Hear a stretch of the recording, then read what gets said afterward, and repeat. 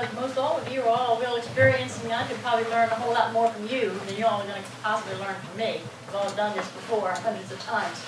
But I'm going to ask one question. How many of you have ever gone out looking for a geocache and ground zero, where the coordinates took you, was 50, 100 feet or more away from where the cache ultimately was found? How many? Anytime. Well, that's frustrating, isn't it? It really is kind of annoying. But we like to think that our cache coordinates are good, but sometimes they're not. And sometimes you can do your darndest to try to get good coordinates, and the geocaching guys just aren't listening to you. Okay, so I'm sure all of you already do this, so you're probably all familiar with this. But the other thing is, like, why do you want good coordinates? What's the point? Okay, the thing is, like, if you can't get good coordinates on your GPS, and you can't navigate back to them, how can you ever expect anybody else to navigate back to those same coordinates? It's kind of hard, you know. So basically, you need to recheck and check your own coordinates before you even submit. And another reason you'd want good coordinates, it makes your cache a whole lot more fun to find. Okay? There's nothing more frustrating, like I just said, to turn around and get all psyched up about finding a geocache, and it doesn't matter what kind of cache it is, but if you can't find it, you're like, well, this was not fun. I wasted half an hour, and I never did get the cache. And then, by luck, some newbie comes by behind you with 3 finds and zeroes right in on just by sheer luck. So it just makes it more fun and pleasurable if you have good coordinates posted on your thing, your cache. Plus, the other thing is, like, as a cache hider, nobody really wants to get a reputation of being a person who traditionally and continuously puts out bad coordinates. People say, oh, that cache was put out by so-and-so. Well, their cache coordinates are always going to be bad. I'm not even going to waste my time on that. You know? And basically, people will not go for your caches because you've got a bad reputation for consistently putting out bad coordinates. So basically, how do you get good coordinates? Well, first off, you want to do is you want to start with good batteries in your GPS. Don't go out there when your GPS has got like one line on the battery indicator, because it just might die in the middle of it trying to do it, and generally your GPS works better if it's fully charged. Now, to get good coordinates, first you want to do is to turn on your GPS. You all know that. And let it settle down and let it find the satellites in the sky, and get at least 3 or more, as many as you can, satellite signal coming into your machine. And then once you have that, give it a few minutes to stabilize and settle out so that, you know, it's as stable as it can be. Then you go out, and then only after you got your satellite, your GPS, excuse me, is stable, then you can go out and pick your place for your geocache. Where do you want to put it? Specific tree hole or under some, you know, we're not going to even talk about lamppost caches. We're not doing that. But you find your location, or you put your cache in it, or you just find a location where you want to put the cache to be. And then what you want to do next is, now you're ready to start taking some coordinates. So you want to take your GPS and put it like right on top of your location where either your cache is or where you plan to put it, and then let your GPS settle down in that location. And then from that point, once it's settled down for a few minutes, then you can go ahead and take your first set of coordinates. Now, that's not going to be the only set of coordinates you're going to take. What you want to do is take your first coordinates, then pick up your GPS and walk away from your geocache location as far as you can feasibly go. Sometimes if you're out in the woods, you're lucky you can go 30 feet before you run into a briar bunch or there's a cliff hanging over there. But go out as far as you reasonably can, 50, 100 feet is really good, and try doing that in as many different locations and directions as you can. Then you go out to about 50, 100 feet, and you turn around and try to navigate back to your cache coordinates that you first took. Now, if you come back and you're still 50 to 70 feet away from where your cache is wanting to be, then you need to reposition your coordinates or take another set of coordinates and try again. And again, keep trying to do this from as many different angles as you can. If you're putting this geocache here, walk out 50 feet that way and navigate back to it. If that works, go out another direction. Try to navigate back to it. Try to consistently get back to your coordinates that you want the cache to be as many times and many places as you can. Now, sometimes you will not be able to get good coordinates no matter how you try, because sky, look at today. Yesterday was a bad day. It was cloudy. And sometimes these GPSs just don't get good coordinates if the sky is not right. But sometimes even a beautiful sunny day, your GPS just won't cooperate with you. So if that's the case, you might even want to come back on another day where the weather is different and the sky is different and try doing the same thing again. But the main thing is what you want to do is to try to get as good accurate coordinates as you can for the sake of your cache finders, so they will have fun and have fun finding your geocache. Nothing is more satisfying when somebody comes back and writes in their log, cache coordinates were spot on, thanks for the good coordinates. It really makes you feel like you did a good job on it.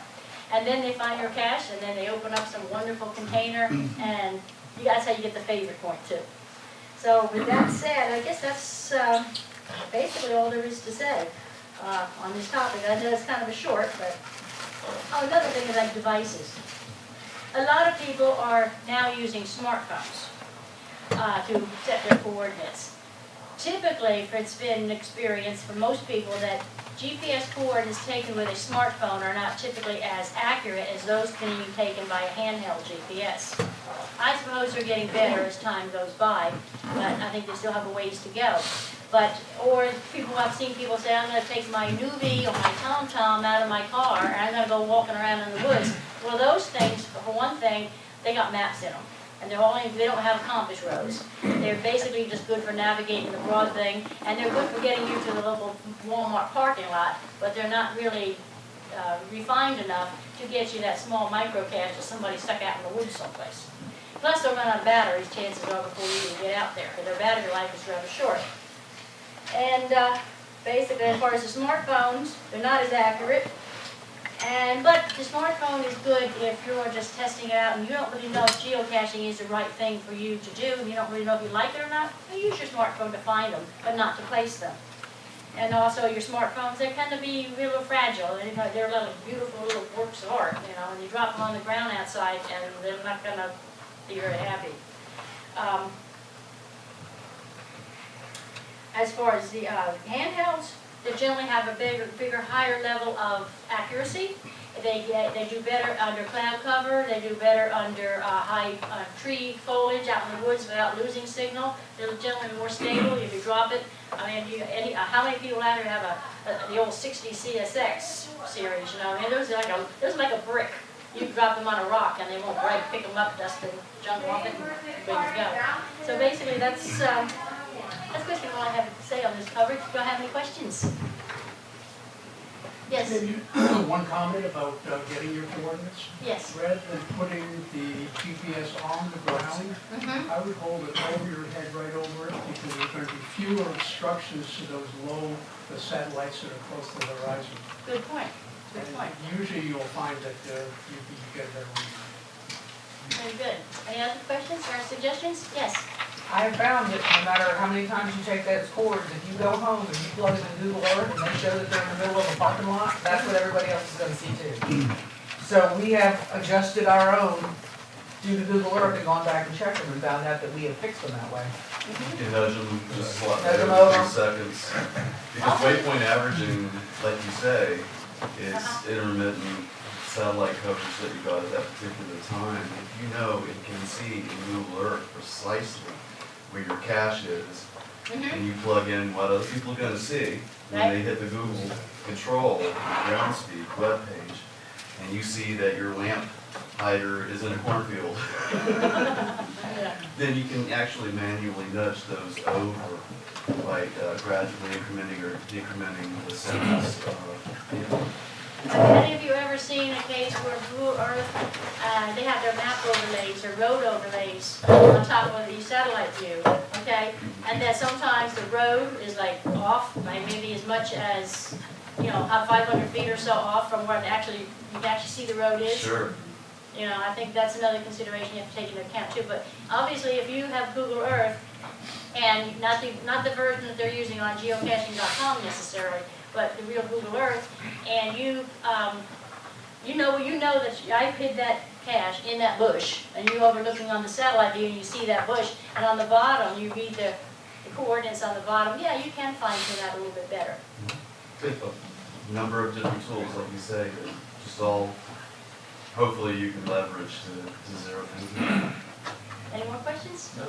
Another thing, just as a side, in the excitement of placing that cache, when you sit down at your computer and you got notes and you're just so excited, it's very, very, very, very important to check those numbers and check the map on the geocache page before you even hit submit. Fat finger in the numbers. Because I have done it, I've seen people that have done it. Once again, you go out, back when First Define actually was kind of a cool thing to go for. You're out in the middle. I literally went out in front of Lowe's in Spartanburg because that's where the cords took me, and the cache was in Boiling Springs because of one number. And so that's just in the excitement of getting that cache page written up and all that. Just double check those numbers. Absolutely, it's most particularly problematic when it's one of the higher end numbers, not the lesser digits. You can be 5 miles away from your site. Yes, John, you said something? No, Raise your hand. taking a cool, refreshing drink for my beverage. I'd like to have one other comment. Yes. Back to if you're in a location where you can't get good cords, up next to a building or a steep bank or something, a good hint goes a long way. Yes, I meant to mention, we didn't even mention that. If you can't get good coordinates and you can't navigate back to it, and you even come back, say the next day or so, check them again, you have this wonderful thing on the geocaching page, which is additional hints. And that's where you want to have as specific a hint as you can. The whole point of putting out these caches at all is so people to find them. And if people don't find them, then they get frustrated, and then there goes the fun, the whole fun.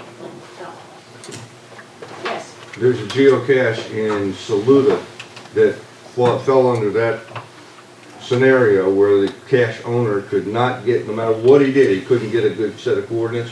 So he gave a hint, and he put a picture on there, right of ground zero, and he put a sign, geocache hidden here. So not so subtle spoiler.